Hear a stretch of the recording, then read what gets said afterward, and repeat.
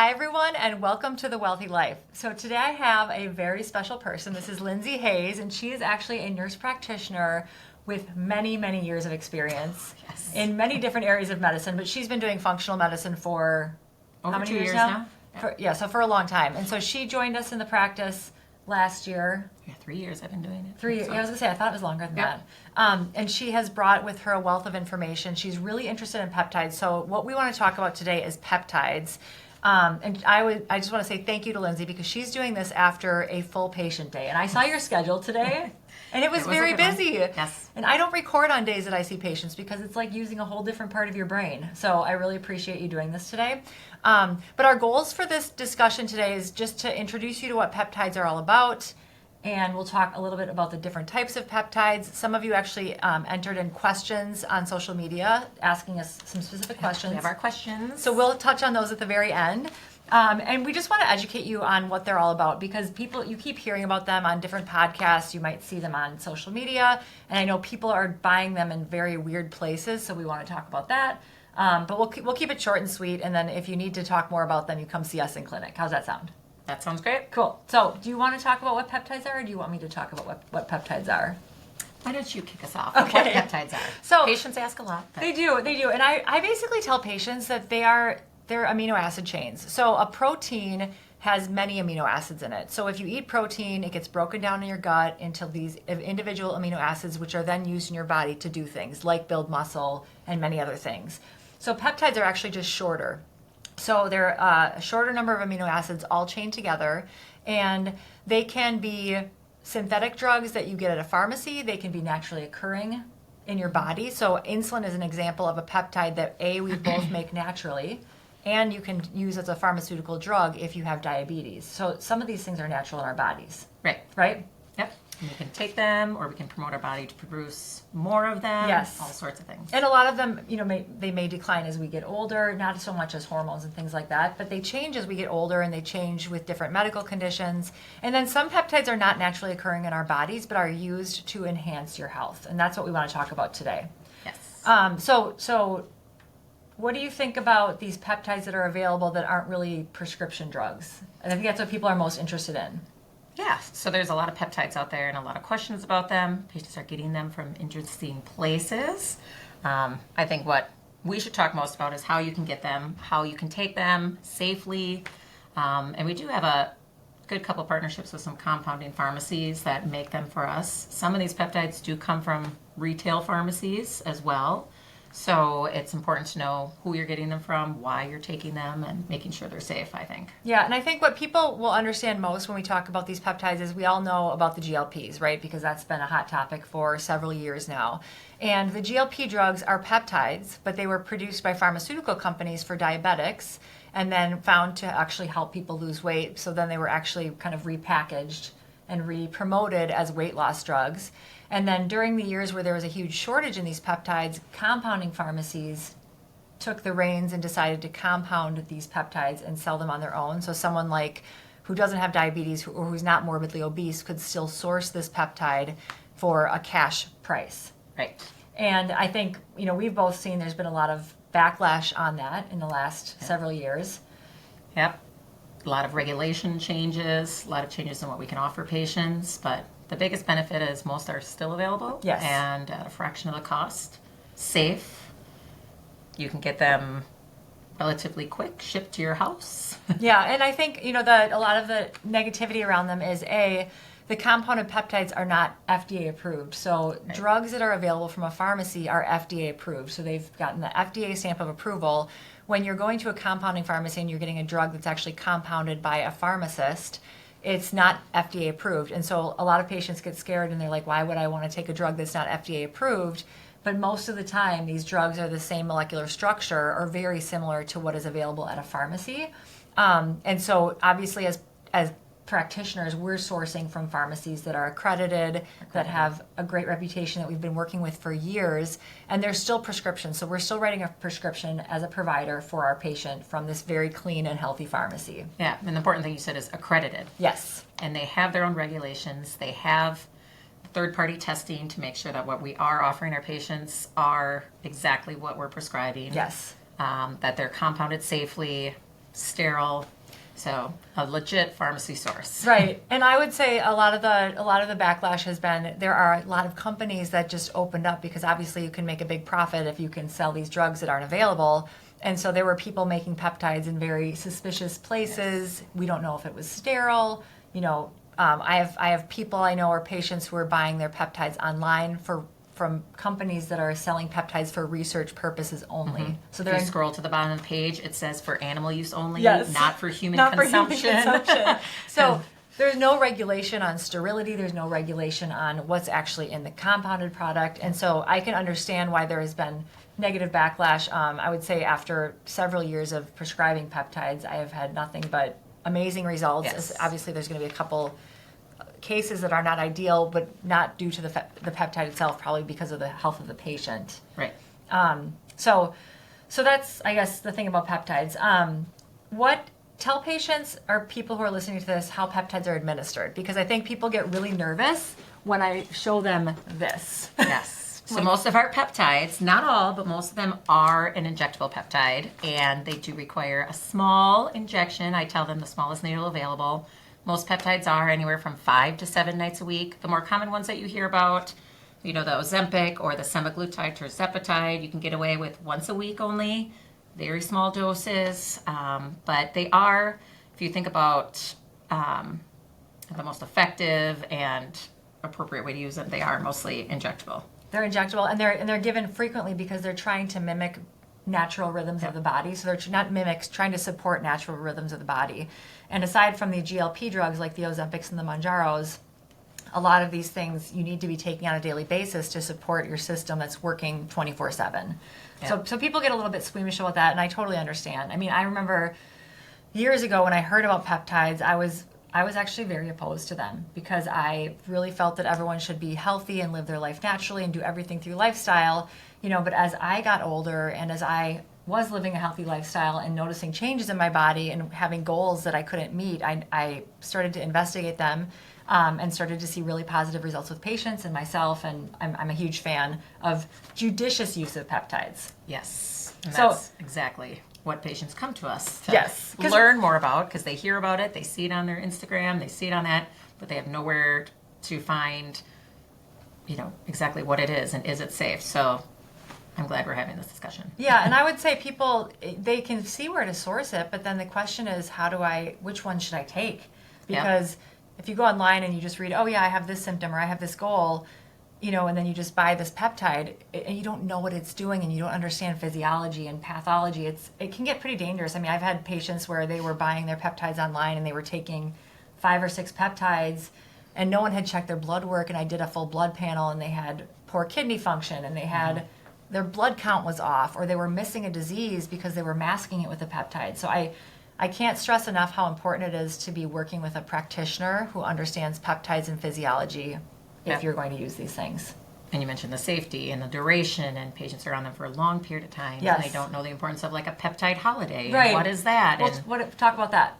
Well, a peptide holiday, and you talk about duration, most peptides, at least most that we'll talk about today, for like energy, gut health, things like that, you know, minimum I tell my patients 3 months to start feeling the biggest difference, and then 6 months is really when you should really feel the best and the most important time. But after a certain amount of time, it's not that they become less effective, I would say, but you can get like an oversaturation. Yeah. Is that the right word you Yeah. would use? So it's like imagine you have these receptors in your body Yeah. and they're constantly getting hit by something. So they kind of they downregulate, or they get numb to whatever peptide or even drugs. That happens with drugs as well. I mean, we all know how it is. If you use alcohol every day, you get resistant to or tolerant of it. So anything that you're using continuously, and this is not the case for all peptides, so like the Ozempic, those drugs can be used continuously, but a lot of the peptides you want to take these little holidays so that you kind of wake up your receptors again and kind of get your body back to baseline, and you cycle on and off. So it's important to understand when to cycle. Yep. Don't cycle too soon. Some Right. patients give up. They're like, well, I did a 1 month vial and it wasn't working. I didn't It feel didn't work. it, And I'm like, right. you didn't even get to the crazy time where you'll feel the best, that 3 to 6 month mark. On average, again, not everyone, but. And so, what was I going to ask about? We talked about how they're administered. We talked about how they're cycled.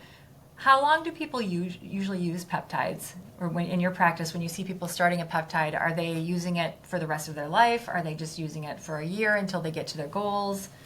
That's a good question. I kind of decide, at least it's patient specific. I kind of tell them because they always ask how long am I expected to be on this, and I like to call them kind of like a personal trainer because it's patient specific. So I tell them invest with me at least the 3 to 6 month, see how you feel after, and then when you feel maybe more fatigued again or something, like do another cycle. But there's no amount of time that you have to do this for the rest of your life. Right. So some patients will do it, 1 cycle every year. Some patients will do it like a couple of years. But I don't know if you've seen something different in your practice, but I don't feel like it's something that they need to do forever. And oftentimes 1 or 2 cycles on them, they do pretty well for. Well, and that's what I love. As I see how you take care of patients with the GLPs or the weight loss peptides, Lyndsay's very good about using them to get to your goal, but then making all the other changes in your life so that you don't have to be on it for life. So most people, when they go on Ozempic or Mounjaro, are told you're on this for life. And it's not that it's bad to be on it for life, and a lot of my patients have chosen to use a low maintenance dose to maintain their goals. But it's also a really powerful thing if you know that, hey, I can make lifestyle changes, I can gain muscle mass, I can clean up my diet, get better sleep, lower my stress, and I might not need to be on this peptide for the rest of my life. Right.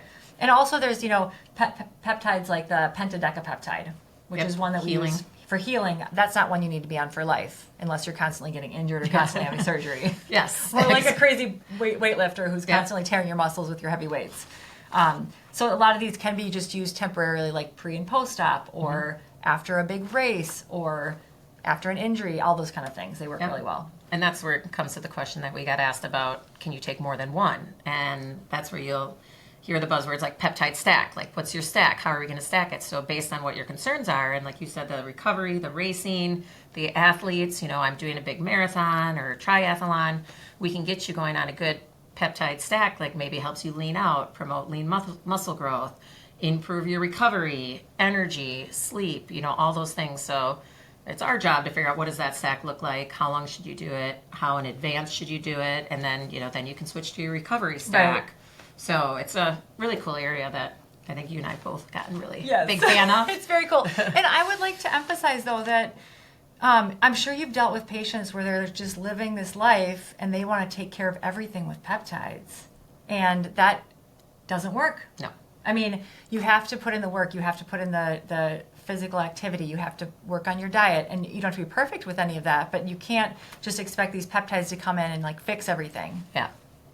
Exactly. And also they're very beautiful to work synergistically with things like NAD precursors or NAD infusions. Yep. Other hormone treatments. So it's really about looking at the patient's whole picture and then looking at what their goals are and saying, okay, this is the baseline stuff that we have to do, and then these are all the other adjunctive things that we can do to enhance your healing process or your performance in a safe way. Yes. And that's where a lot of patients will come and it'll say, like, I'm coming to see you because I'm really interested in peptides, which I love, but I'm like, we need to back up a little bit. Right. And let's take care of some vitamin deficiencies and let's clean up your diet and let's make sure your stress is under, because there's an appropriate time to start a peptide. And if you start it at the wrong time, you're not going to get that maximum benefit and you're not going to see it and you're going to feel like you might have wasted 3 months of that. But that's our job to figure out when. Exactly. So let's talk about the different categories of health and healing that people use peptides for. So we talked about metabolic dysfunction, obesity, diabetes. Obviously, most people know about those drugs, so I don't want to pound that one too much. But what they don't know about is that there are drugs even beyond the GLPs. So I keep throwing around the word GLP, so Ozempic, Mounjaro, semaglutide, tirzepatide, all the things you see on TV, the things that Oprah talked about in her big thing. Yes. You guys know about these, so let's not talk about those too much. But what are some other ones that you would use for someone who's trying to enhance fat loss or gain muscle mass? So a couple of favorites you've heard me talk about. We've used tesamorelin, sermorelin. Those are two of the big ones that sometimes patients, maybe they use the Ozempic, semaglutide first, and then we kind of switch them off, or they've heard about it, but it can increase the energy. Definitely works really well with the athletes or patients that are working on maintaining or maybe losing those last 5 pounds. Definitely energy helping. Those are both like the 3 to 6 month, almost daily, 5 to 7 days a week Right. options. And I would say it's nice because a lot of people just want to get that fat loss done first, which is totally understandable. But then, with those drugs, you can lose muscle, which we're very careful to help make sure patients don't lose muscle. But there is potentially some muscle loss. And then you can layer on a peptide that's actually going to help you grow your muscle if you're doing the appropriate weightlifting and exercise to do so. Yeah. So that a lot of really well. athletes come seeking it out and then do really well. Yeah, and those are, you said, 3 to 6 months, but more of a daily injection versus a weekly injection. So it's more time consuming. Yeah. But I'm just going to say this again. I didn't say this again yet, but everyone gets scared when they see this. But it is the easiest thing ever. It's really tiny. I tell every patient, I'm like, everybody says tiny. they can't do it, and almost Everyone can do it. Everybody can do it. Yes. Just got to get through the first one, and then they're like, oh, I didn't feel it. Yes. I can do this. I had a person I knew who was in a different state, and she was using her peptide for the first time, and so we FaceTimed while she did it, and she was so scared, and then she's like, wait, that's all it was? I'm like, yes, I told you. Yep. I've walked several friends through that process as well, Right. and they handle it no problem. What about, do you use anything for neurological support? So cognitive/neurological support. So thinking, memory, maybe even early onset dementia. I think one that I use a lot is the Selank, and I apologize if anyone's watching this and I'm not pronouncing things right. So we read about these peptides and we just communicate with our pharmacists, usually via email, so the pronunciation might be a little bit off. Right. Slink, you've taught me most about that one. Okay. That wasn't in my pocketbook when but I've started to use it more too, whether it's prevention, concerns, perimenopause, brain fog. I have a high family, occurrence of it too, so I'm excited about that one. But patients have seemed to enjoy it. Yeah, and it's nice because if you use something like that, and then you also use a product like Synapsin, which is not a peptide but a really good nasal spray. These are both nasal sprays for cognition and memory. It's again that synergistic effect where you're stacking or you're layering things that can help, while also doing all the healthy lifestyle stuff to prevent things like dementia. So really important. And then there are some other ones. We don't use these a lot, but the PE2228, I've thought about using that one. It's one that actually can work like an antidepressant. So if you're someone who's struggling with mood issues, and you really don't want to take an SSRI or Wellbutrin or something like that, there are peptides that can actually help with mood. Yep. I haven't dabbled too much in that. No, I haven't either. But I mean, it's pretty cool because, when we work with patients with mood issues, obviously you can talk about pharmaceuticals and you can talk about peptides, but you're also looking at their trauma history and you're looking at their methylation status, which we will not talk about methylation in this podcast, but it's another one to talk about. But you're looking at everything that's happening in their body. How are they breaking down their neurotransmitters? Do they break them down too fast? Are they holding on to them too long because of their genetics? And then layering on therapies like drugs or peptides to help if the other things are not working. So it's a pretty cool area. VIP. How often do you use that one? Not very often. We don't use it very often. So the VIP is vasoactive intestinal peptide, which is also a nasal spray. It's a very hot one in the world of like chronic fatigue syndrome, chronic fibromyalgia, infections, Lyme disease, things like that. So there's definitely peptides available for those kind of patients, but usually we're trying to do everything else before we're using a peptide to modulate their immune system. But a very powerful area. Right. Kind of goes with thymosin. I used to use thymosin Yes. a little bit more too. So patients that just come in there like, I'm always sick. Why am I always sick? Thymosin's a good one to help boost your immune protection. System. Yep. So I've used that one a little bit. And then let's talk about the healing and recovery, because I think this area is really cool. Healing, recovery, and actually arthritis. Okay. Because I see a lot of patients who have had their x-rays or they've had their MRIs and they're bone on bone, or maybe they just have some cartilage loss. Yeah, partial tears. And we have a lot of people who are bodybuilders or just, hobbyist weightlifters. Yep. Who Young get athletes injured. who are getting older and they're now experiencing the pain, the strain, things like that. So Yes. there's some cool stuff. And BPC is a peptide that was our favorite for a long time, and that's when a lot of people have heard about. The FDA, I think it was a year ago, I don't remember how long ago it was. The FDA came and basically put a black box or a kibosh to a lot of these peptides, including BPC. It will come back in the future, not available anymore, but we have been able to find an alternative called pentadecapeptide. Pentadecapeptide. Yes, and that one's nice too. Again, it's another frequent, 3 to 6 months. And 7 days a week injectable. It's one of our more affordable ones too. So I just had a patient that message in because he strained I think it was his elbow or his bicep tendon, it was, too. And they were talking about putting him out for quite a while. And he's an avid athlete coming into the nice Wisconsin weather where we want to be more active. So he messaged in right away after hearing about that. So I'm excited to see how that does for him because it can improve the repairs, the time, even post-surgery. Some patients are reaching out for it. Yeah, so that's what I would say. I do that with a lot with athletes and injuries, or even like ankle sprains. But I love it for surgery. And this isn't just for musculoskeletal type surgeries or orthopedic surgeries. I'll even use it on patients who are having plastic surgery or abdominal surgery because it can help promote wound healing. Which obviously, who doesn't want their wounds to heal faster so they can get back to life? Yeah, scar improvement, things like that. So. And it's a cool one because you just use it for a period of time. Sometimes I'll even have patients use it leading up to their surgery, depending on what their surgery is, and then a period of time after as the healing is happening, and then they're off of it and they're good to go. And I stack it, a lot of times I'll stack it with like the GHK copper, which is a topical peptide that will help the wound healing topically. Then we're also talking to them about, are you taking collagen? Are you... You know, all the things that vitamin C, all the things that help your body heal because, you know, in Western medicine, and Lyndsay was in Western medicine for a long time, just as I was. She worked tell us all the places you worked in traditional medicine, or at least a couple of them. Well, my most recent was plastic surgery. So that's why I was like, well, this was super cool. I wish I would have known a lot of this too because patients are investing a lot of money and you want to give them everything to get the best outcome. And there's so much more we can do and teach you about before, during, after surgery to get your best outcome. Yeah. So it's pretty cool. And then I think another really cool one actually is PT-141.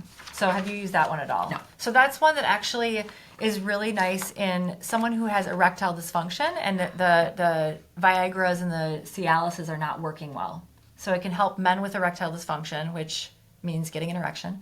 And then it also can help with women who have low libido or low desire, which... any patient I ask over the age of about 45, one of the questions I ask them is, how's your libido? And then I always end it by saying, and just so you know, if you say it's really low, you're just like 90% of my other patients. Right.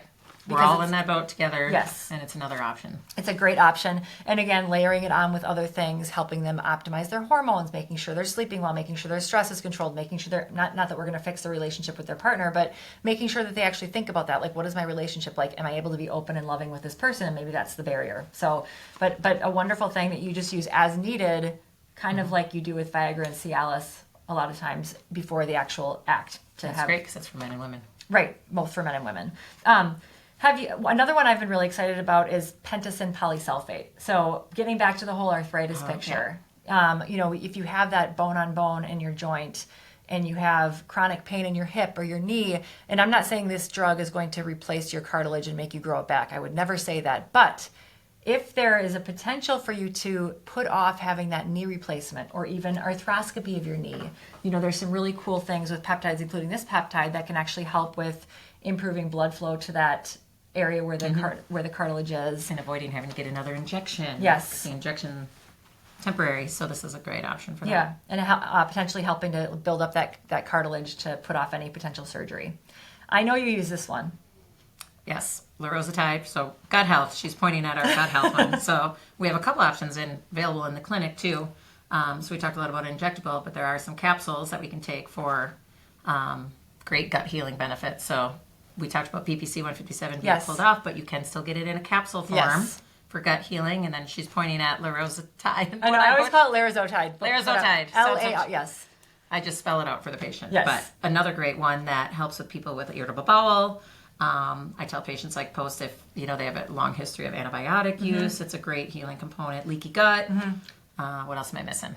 No, that's the biggest thing. I think they started investigating this drug, the lirozotide, for people with celiac disease because when you have celiac disease, the lining of your gut gets leaky, inflamed, loses its architecture, so you can't absorb nutrients as well. So we know this when we see patients with Crohn's disease, ulcerative colitis, celiac disease, their nutrients are all low in their blood because they don't absorb well. So this drug actually helps heal those cells so that those cells can actually absorb the nutrients from their gut and bring it into the bloodstream.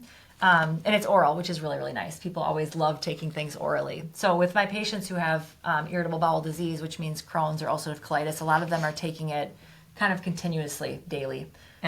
Or if they have celiac, it's really hard to not get exposed to gluten, even if you're really, really careful with your lifestyle. So it's a nice way to kind of protect your gut lining, even though that gluten is kind of terrorizing your gut lining every day.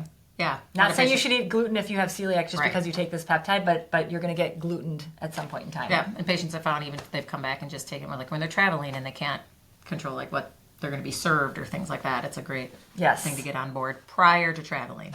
And then I think we talked about oral peptides, we talked about injectable peptides. This is not an all-encompassing discussion. We just wanted to kind of bring it to the table. But also topical ones are pretty cool. So I already talked about the GHK copper for wound healing. There's a zinc thymulin, which can help with hair growth. But again, you would never just take that for hair growth. You would maybe take an oral medication, or you'd be doing some type of aesthetic procedure on your scalp, something to help increase that hair growth. But it's a great option. There's great topical options. There's facial products that you can use for anti-aging and for beauty. So there's a lot of cool peptides in that whole anti-aging beauty realm as well.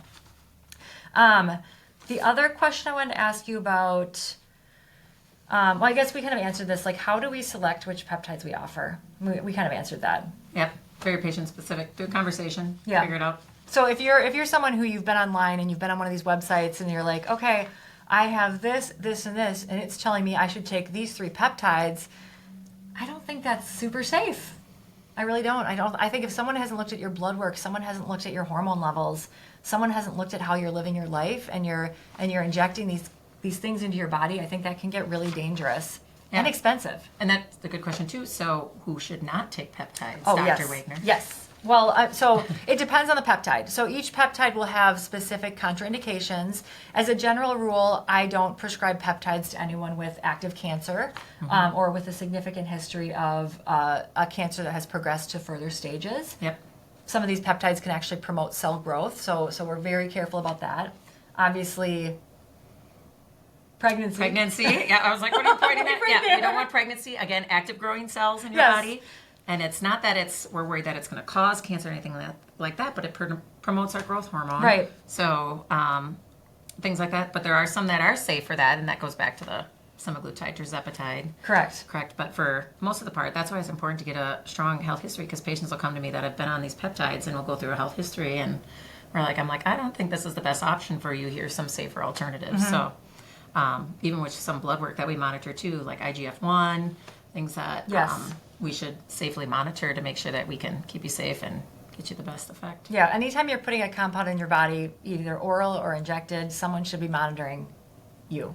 Yes. With blood work and talking to you, looking at your lifestyle, looking for side effects, complications. Let's talk about side effects. Most common? Most common. Injection site reaction. Yes. So injection site reaction is a redness, a bump, a swelling at the site of where you inject. We recommend rotating sites, but that doesn't mean it's a reaction to the compound. So a lot of people will message us and be like, I have this big reaction and I'm allergic to it too, but that's our job. Oftentimes we'll ask like, hey, send us a picture. The pharmacy that we work with too is even a great option too. Sometimes I'll reach out to them with any unusual reaction, but most of the time the injection site reactions, they do improve over time. It's like the first couple, or sometimes patients will experience it closer to the 3 months. And they just talk us through that it's, in their opinion, more of a natural reaction as long as it's within reason. Right, as long as it's not growing or getting worse. But I mean, I've seen very, very few systemic reactions where people have, like abdominal pain or headaches. I really haven't seen any. haven't either. So peptides actually are really, really well tolerated. I think the worst tolerated are the GLPs because of the nausea and constipation that some people get. But otherwise, most of the peptides are very, very well tolerated. And then you already mentioned, like, if people come in for a peptide consult, what that involves, and that is basically just doing a full integrative and functional evaluation. So it's never just a peptide consult, ever. No. Because there's more to life beyond peptides. And I would so say much more. 98% of my patients don't start off with peptides. No. When we see them, even if they're coming to us with peptides, but it's just about education and they love it, because you'll get more from your peptides if you introduce them at the right time. And then I think you had a couple other questions that were emailed Let's make sure in. Yep. So we talked about, are peptides like a steroid? No. No. That's just an easy Simple question. question. No. Totally different mechanism of Yes. actions. Not something we'd compare the two. No. We talked a little bit about the side effects. There's not a whole lot. Injection site reactions. We talked about the protocols. Somebody asked, that was a great question, and if prescribed once, can they just refill? Most of them, correct me if I'm wrong, they come in month That's one thing that is nice, because in case you didn't like them, or if you did have an injection site reaction, you don't have to invest in 3 to 6 months of them. It typically comes in a 1 month supply. And then you just message us when it's time. And then if you know you're tolerating them, people typically order 2 or 3 vials at a time, so they don't have to keep going through that process. And we will, so usually if we're starting you on a peptide, we'll see you within 3 months after starting it the first time. And then maybe if everything's going well, we'll see you 6 months after that. On average, we see patients about every 6 months. And in between then, they're just messaging us and they're getting refills by calling the clinic. It's really Super easy. It gets shipped to their house with all the supplies that they need. If they have questions, they call. We have a nurse on site who can help them with their first injection if they need it. Yep. So it's pretty easy. I would say one of the biggest problems with peptides that makes people struggle is that some of them have to be refrigerated. So that's kind of a... Yeah. I don't think a lot of them have to be reconstituted anymore, do No. So that was an old thing where you'd have to Mix it. but I don't think very so. few. And we talked, a couple more questions that came in. Can you be on more than one? Yes, absolutely. The stack. Let us help you decide which ones. Yes. And another one was, is there anything out there to help me sleep? And if so, what one? So I would say Sermorelin or Sermorelin, however you want to say it, but the Serm one. I would say people see a good benefit sleeping with that one. Yep, that class, even the tesamorelin, a little bit. Patients say that their sleep score is improved if you wear the Oura Ring or whatever device you're wearing. Those are probably the couple that help with sleep. Yeah, so for directly with sleep, those are the best ones. But then a lot of things, like if you think about this, if you take, let's say you take a GLP like tirzepatide, and you lose 20 pounds of fat, which is highly inflammatory, which is also going to inflame your brain, and you have pain because your joints hurt because you have the extra 20 pounds, like a lot of these peptides will indirectly help with things like sleep. Yeah. They're going to help with mood because you have less brain inflammation. Televisions and libido, like Sex, everything yes. comes.